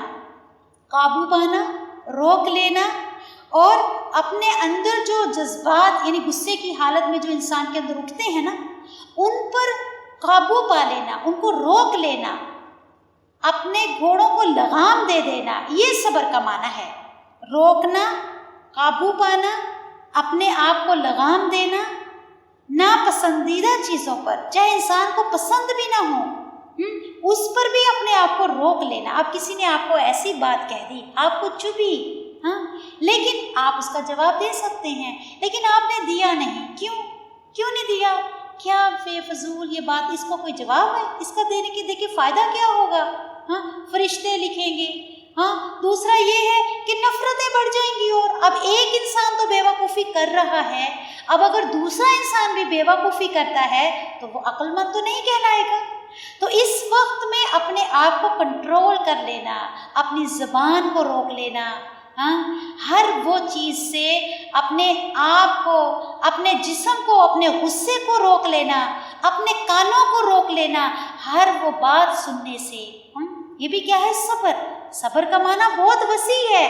اپنے چہرے کے تاثرات کو، اب آپ کو کسی کو دیکھ کر غصہ آ گیا، آپ کو کوئی بات یاد آ گئی کہ فلانے وقت انہوں نے مجھے یہ کہا تھا، لیکن آپ اپنے آپ پر فوری قابو پا لیتے ہیں۔ کیوں؟ اللہ کا حکم نہیں، اللہ تعالیٰ معاف کرنے کو پسند کرتے ہیں۔ یہ کیا ہے؟ اپنے غصے کو اپنے صبر کر لینا۔ صبر کرنا کیا ہے؟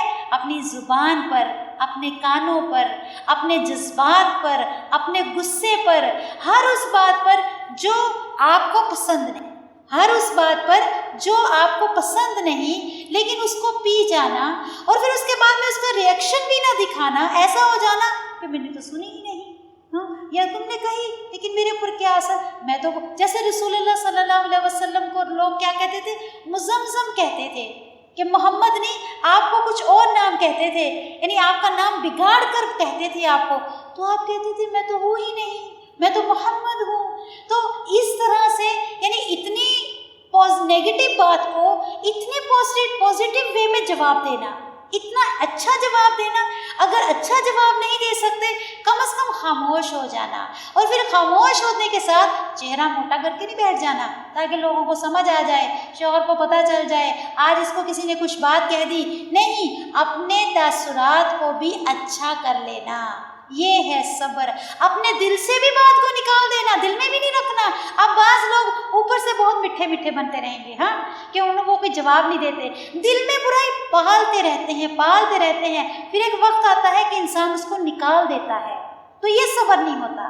یا ایک دم ہم میں تو بہت صبر کروں گی، میں تو بہت صبر کر رہی ہوں، یہ کہہ کہ ہم کیا کر رہے ہیں؟ اپنے غصے کو ظاہر کر رہے ہیں، تو یہ بھی صبر میں نہیں آتا۔ صبر میں آتا ہے کہ انسان اپنا غصہ ایسا پیے کہ اندر لے جائے، اور پھر اس کا کوئی ریئیکشن بھی نہ ہو۔ پانی کا گھونٹ جیسے جب اندر ہم نگل لیتے ہیں، اس کے بعد کیا وہ باہر نکلتا ہے؟ نہیں نکلتا۔ تو اسی طرح سے اپنے جذبات کو، ایسی نیگیٹو باتوں کو اندر ایسے لے کر جانا جیسے بہت بڑا کوئی نوالا تھا یا بہت بڑا پانی کا گھونٹ تھا، وہ اندر جا نہیں رہا تھا، لیکن آپ نے کوشش کر کے اندر لے کر گئے، اور پھر آپ نارمل ہو گئے۔ اسی طرح سے یہ ہے صبر، اس کو بہترین صبر کہتے ہیں۔ بعض لوگ صبر کا تو بہت ذکر کرتے ہیں، ہم بہت صبر کرتے ہیں، لیکن صبر کہیں بھی نہیں ہوتا۔ پھر جب بھڑاس نکالتے ہیں تو اتنا بولنے پر آتے ہیں کہ ساری اگلی پچھلی سنا دیتے ہیں، تو یہ صبر نہیں ہوتا۔ صبر ہوتا ہے جو موقع پر بھی کیا جائے اور بعد میں بھی کیا جائے، اور اس کے بعد میں پھر اس کا اچھا ریئیکشن ہو، کہ اس کو بعد میں غصے کے باوجود اچھا ریئیکشن، اچھا بیہیو کرنا، یہ اصل میں صبر ہے۔ کیا ہے صبر؟ کہ اس کے بعد اچھا بیہیو کرنا، اس چیز کو ایسے ہو جانا کہ دوسرا انسان کہے کہ میں نے اس کے ساتھ اتنا کچھ کیا، یہ کیسی اللہ کی بندی ہے، اس کو کوئی فرق ہی نہیں پڑتا، یہ اسی طرح سے مجھے بلاتی ہے، یہ اسی طرح سے میرے ساتھ رہتی ہے، کہ دوسرا انسان یا تو آپ کا دوست بن جائے گا، وہ آپ کا دشمن بھی رہا نا، اللہ چاہے گا تو آپ کے دل میں اس کی محبت پیدا ہو جائے گی۔ صبر اتنی بہترین دوا ہے، اتنا بہترین علاج ہے کہ جس کو یہ زخموں پر رکھنا آ گیا، تھوڑی دیر کے لیے انسان دل ملاتا ضرور ہے، جب زخم پر آپ مرہم رکھیں گے تو تکلیف تو ہوتی ہے نا.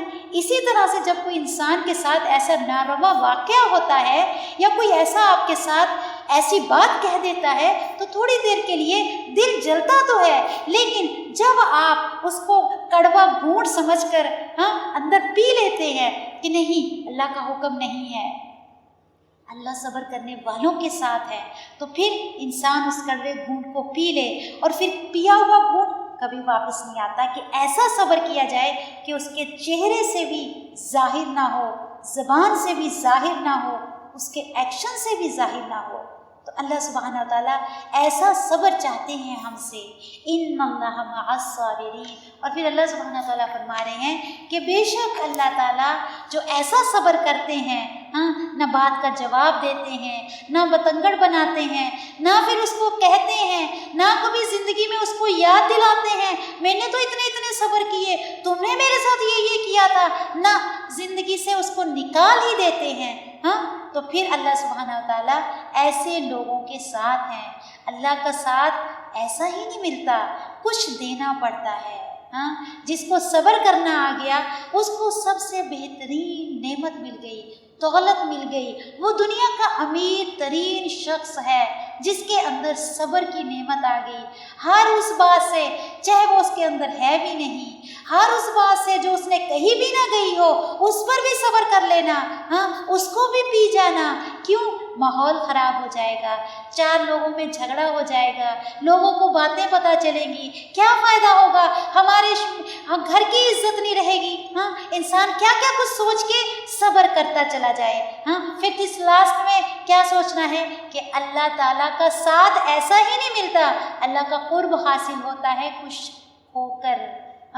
تم اپنی انا کو کھو دو، اپنے جذبات کو قابو کر لو، پھر تمہیں اللہ کا ساتھ نصیب ہوگا. اگر اللہ کا ساتھ چاہیے تو اللہ سبحانہ و تعالیٰ سے دعا کرنا ہے. اللہم اجعلنی صبورا وجعلنی شکورا. کیا دعا ہے؟ اللہم اجعلنی صبورا، اے اللہ مجھے صبر کرنے والوں میں سے بنا دے، وجعلنی شکورا، اور مجھے بہت زیادہ شکر کرنے والوں میں سے بنا دے. اللہم اجعلنی صبورا وجعلنی شکورا فی اعین الناس کبیرا، اللہ مجھے لوگوں کی نظروں میں بڑا کر دے، وعیونی صغیرا، اور مجھے میری نظروں میں کم کر دے. اللہ سے مانگیں، اللہ ضرور عطا کریں گے. اگر اللہ سے سچی محبت ہے، اللہ کا ساتھ چاہیے، تو پھر اللہ سبحانہ و تعالیٰ آپ کی مدد ضرور کریں گے.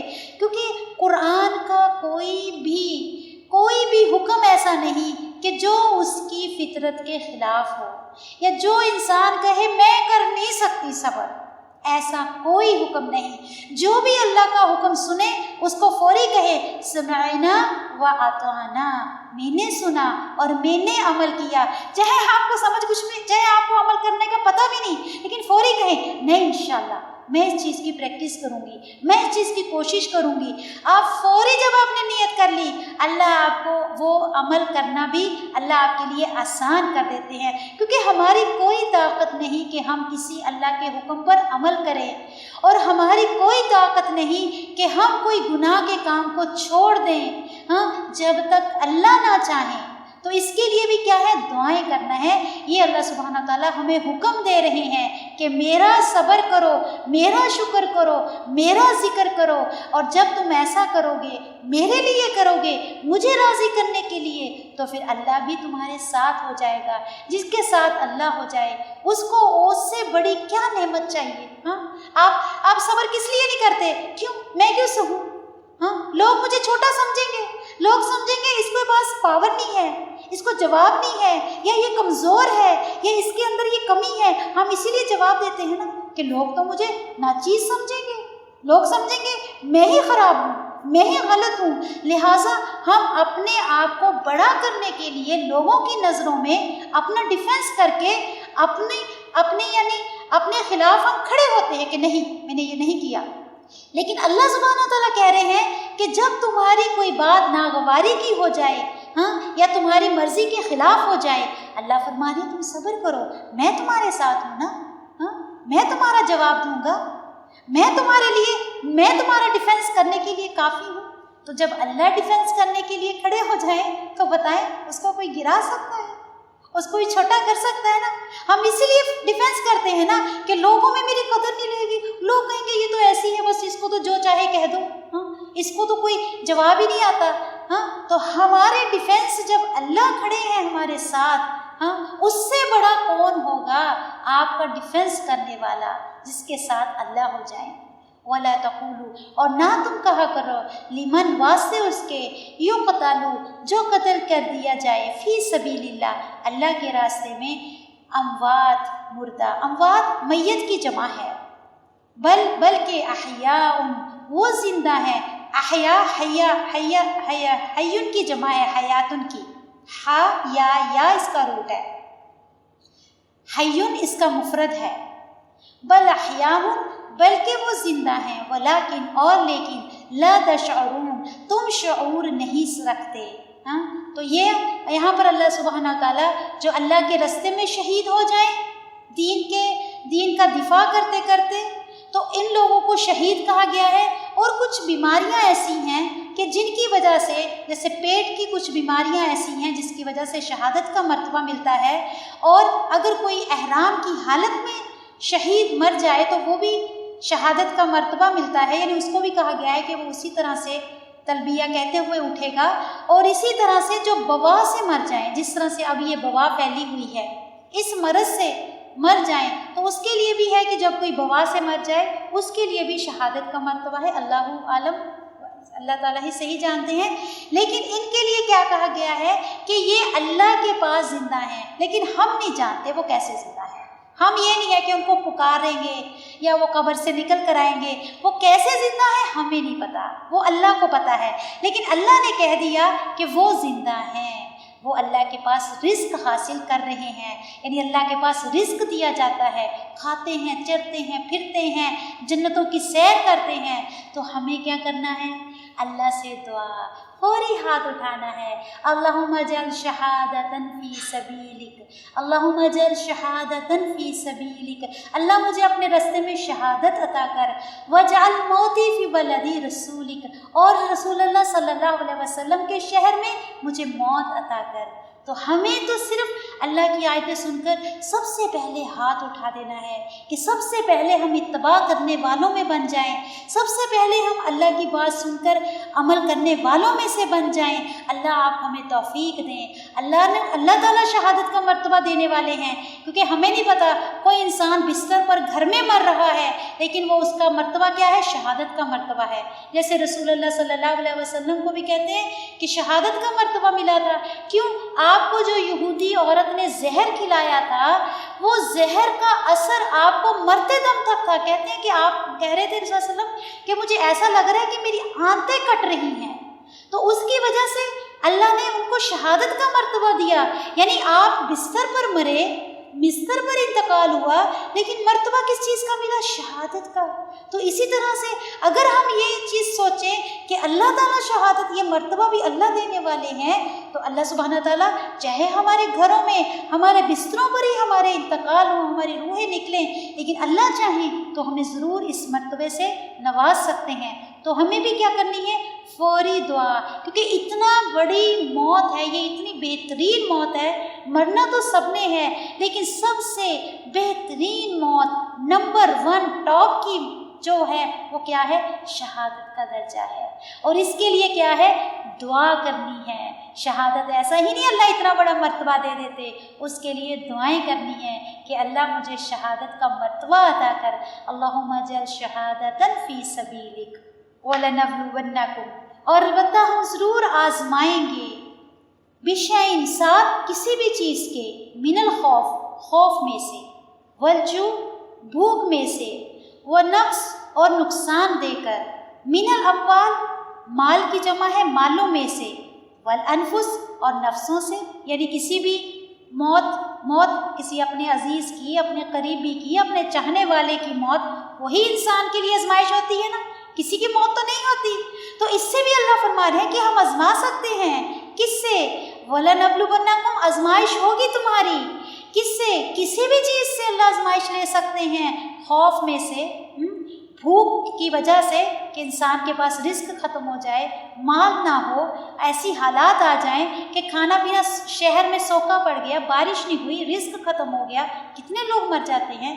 تو بھوک سے بھی آزما سکتے ہیں، خوف سے بھی آزما سکتے ہیں، اور نقص من الاموال، مالوں کی کمی دے کر، جس طرح سے اس وقت ہر انسان آزمائش میں ہے لاک ڈاؤن کی وجہ سے کہ ان کے کاروبار کیا ہو گئے ہیں، کمی ہو گئی ہے، اتنی آمدنی نہیں ہوتی جتنی عام حالات میں ہوتی تھی، لیکن اس کو بھی کیا سمجھیں، اللہ کی طرف سے نعمت سمجھیں کہ اللہ تعالیٰ میرا امتحان لے رہے ہیں، میرے اندر صبر کتنا ہے، میرے اندر شکر کتنا ہے۔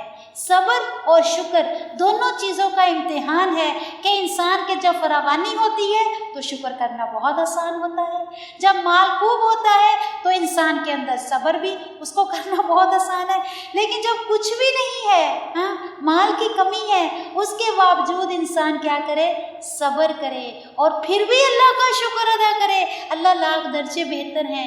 تو یہ اللہ سبحانہ و تعالیٰ ہم سے چاہتے ہیں۔